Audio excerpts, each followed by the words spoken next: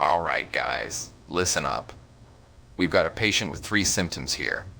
First off, we have calcific tendinitis, secondly, climber's finger, and thirdly, trichinitis. Now, what do you think it is? I believe this could be a case of, let me see, no idea syndrome. Oh, come on, Leslie. I mean, you know perfectly well it's got to be something else. Yeah, Leslie, we can't just go with no idea syndrome. We've got to be more precise than that. You guys are hilarious. You do realize that I'm not actually asking what the name of the syndrome is, right? I mean, it's pretty obvious here that you've got to diagnose this patient based on their symptoms. Now let me see. Calcific tendinitis, climber's finger, and trichinitis. Well, it does seem like there might be a pattern emerging here. Sure it does. And if I had to guess, my money would be on something with trid in the name. You know what? That sounds reasonable. Triangulated syndrome seems like an appropriate diagnosis to me. Fine, guys. It's not triangulated syndrome or no idea syndrome. I'm afraid our patient has WIM syndrome. WIM syndrome? What in the world? How did you figure that out, Hawks? Those symptoms didn't seem to match. I've seen this before, and trust me when I say our patient has got WIM syndrome.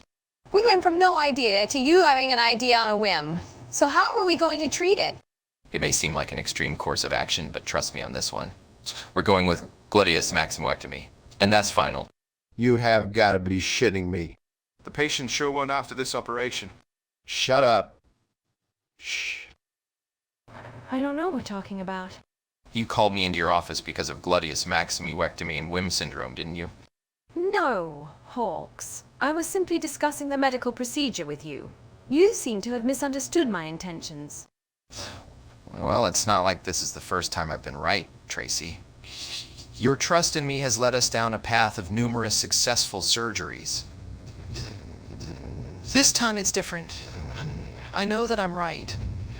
You're talking about ectoming a patient's ass because they have WIM syndrome. We need to be cautious and not jump into procedures without solid evidence. Evidence? You want evidence? This patient is suffering. The procedure I'm proposing is the only way to save him. Just because you believe it doesn't make it true, Hawks. We have protocols in place for a reason. I believe you would hire the best doctors in the world and still manage to screw things up by telling them no. You can't do that. Don't go through with the operation. It just sounds like a waste of time and an invitation to bring unnecessary pain to the patient. Well, I must say I'm quite taken aback by this turn of events. It seems our earlier assumptions may have been misguided. Absolutely, absolutely. This is a clear case of mistaken identity. We can't let Hawks' stubbornness ruin the patient's chances of recovery. Mistaken identity? What the hell are you talking about? Well, I've been doing some research, and I think a combination of intense yoga sessions and a strict vegan diet might do the trick. I'm afraid you're taking this too lightly, Frank. Yoga and veganism may provide a temporary relief, but it's not the cure for WIM syndrome. Well, what then? Let us explore some other options. I've read about a new breakthrough in gene therapy that could potentially help with WIM syndrome. We should discuss this further with the hospital administration and consult with our team of specialists. Gene therapy, you say? Interesting. But don't we need to get Hawk's approval first? Absolutely not. We are responsible for making the best decision for our patient. Let us focus on finding a solution that works best for him. Can't wait to hear how he reacts to that. You idiots. You nearly killed that man because you couldn't be bothered to actually do your job properly. Hawks, we were only trying to help. And what if he really did have a WIM syndrome? There was a risk worth taking, right? Yeah, and if it wasn't for Hawks constant yelling at us, we might have actually figured out the diagnosis by now. You fucking morons. You're supposed to be diagnosticians, not amateurs with a death wish. I hope you all get fired and have to find real jobs. Well, it is true that our methods were unconventional. But if we hadn't tried anything, the patient would never gotten better. Oh, I'm sure it's some sort of rare genetic disorder. Maybe something that affects the muscles or joints. Or both. Sounds like something a real doctor would think up. All right, so what do we need to do to treat it? Well, whatever the diagnosis is, we need to be sure to not accidentally perform Gluteus Maximusectomy on him again. You shouldn't be able to perform it twice if you did it correctly the first time. We only removed one half of the ass as a bit of a test subject. I hate this place. God damn it. I hate all of you. Go exfoliate your anuses with a cactus for all I care, while I go get lunch. Bunch of useless fucks. So, how are things going in oncology these days? Any interesting cases to discuss? Oh, just dealing with the usual array of cancers. Nothing too out of the ordinary. I see.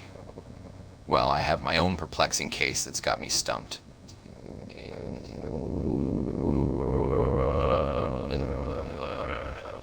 Really? What's wrong with your patient?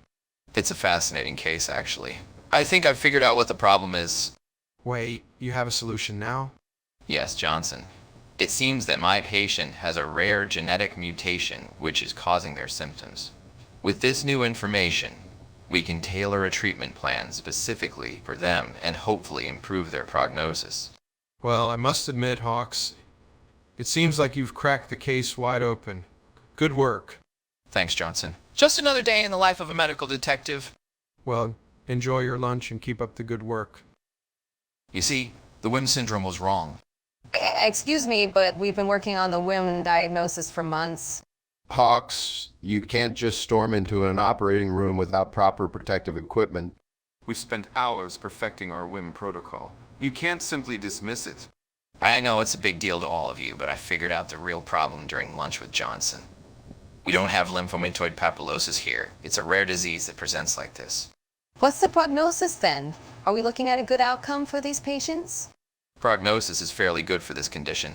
Most cases spontaneously resolve within months. A spontaneous resolution? Well, that's pretty optimistic, even for you. Well, Tracy, I guess my team really let me down on that one. Wouldn't say your team let you down. Hawks? You made the final call yourself. But then again, maybe if you had less idiotic doctors working with you, you'd all be in better shape.